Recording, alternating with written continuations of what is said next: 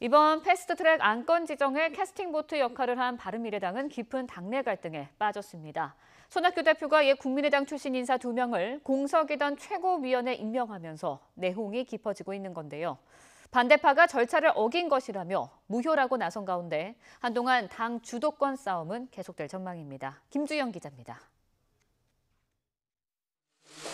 지도부가 당내 화해 메시지를 날린 다음 날에도 바른미래당 최고위원회의는 빈자리가 더 많았습니다.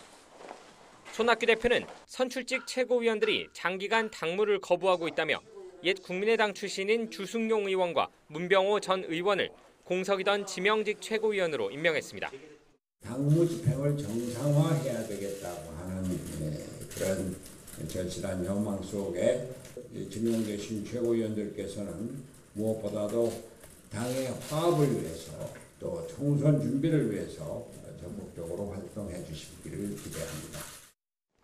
반대파는 최고위원과 협의해야 하는 절차를 어겨 원천 무효라며 거세게 반발했습니다. 이 과정에서 패스트트랙 국면 이후 회의에 불참해온 바른정당계 최고위원 3명에 더해 김수민 청년 최고위원까지 반대 진영에 합류했습니다. 근데 최고위원회가 오늘 정족수 미달로 성립되지 않아서 안건 상정이 안 된 겁니다. 그래서 오늘 임명은 원천 무효라는 것입니다.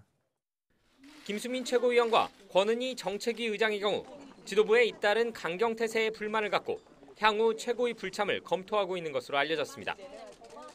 전체 9명 최고위원 가운데 5명이 빠지게 된다면 최고위 회의는 다시 불능 상태에 빠지는 셈입니다. 이처럼 반대파의 세가 늘어나는 모양새지만 당 지도부가 스스로 물러나지 않을 경우 딱히 방법이 없다는 점은 고민입니다. 오히려 김관영 원내대표는 YTN에 출연해 지도부에 반발하는 오신환 사무총장이 직을 내려놔야 한다며 맞불을 놨습니다. 본인이 당대표가 물러나라라고까지 얘기했기 때문에 네. 그 밑에서 사무총장을 계속하는 것은 저는 적절하지는 않다. 예.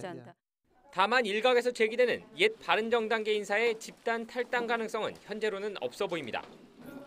올 하반기쯤으로 예상되는 야권 정계 개편의 밑그림이 확실하지 않은 상황에서 무턱대고 당을 박차고 나가는 건 정치적 실익도 없고 그렇다고 자유한국당이 보수 통합을 명분으로 당장 합쳐야 한다는 움직임도 보이고 있지 않기 때문입니다. 이에 따라 호남계를 주축으로 한 당권파와 안철수계, 바른정당계의 줄다리기는 한동안 이어질 전망입니다. 여기에 김관영 원내대표가 사퇴 요구를 일축하면서 다음 달로 예정된 신임 원내대표 경선에서 새 대결이 불가피해 보입니다. YTN 김주영입니다.